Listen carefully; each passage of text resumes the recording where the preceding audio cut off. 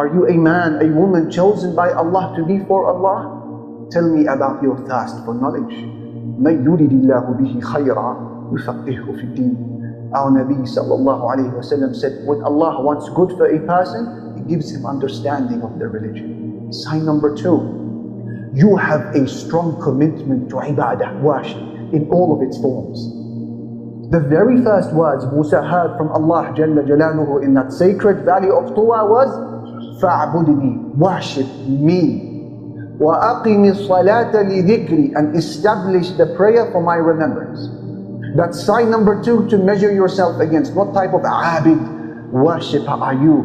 Become an exemplar worshipper of Allah Jalla Jalaluhu. When people are eating and drinking, you are fasting. When people are sleeping at night, you are standing in salah.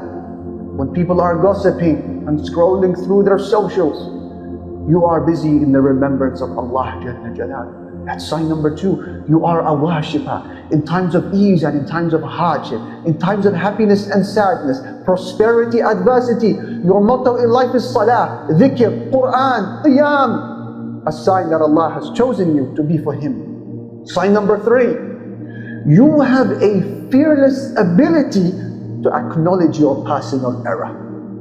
There are certain mistakes that we've made in our past that we should have amended 10 years ago. Certain people we should have apologized to 15 years ago. Musa alayhi salam was not that man. When he made a mistake, he was quick to say, Astaghfirullah, this is from shaitan, and he would make the changes in his life. So this is sign number 3 to measure yourself against. How do you feel when someone advises you? This is halal, this is haram. If you find yourself accepting the mistake, acknowledging your error, and rushing to make the change, abshir, good news, that's sign number 3 in your life, where Allah is preparing you to be for Him. Sign number 4, you have an unbreakable ethic of sabr, patience.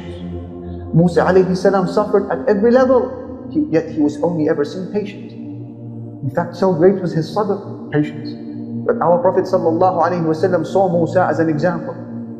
And when things became tough for him and people harmed him, he would say, Rahimallahu akhi Musa. May Allah have mercy on my brother Musa. He suffered more than this. Patience with the commandments of Allah. Patience with the prohibitions of Allah.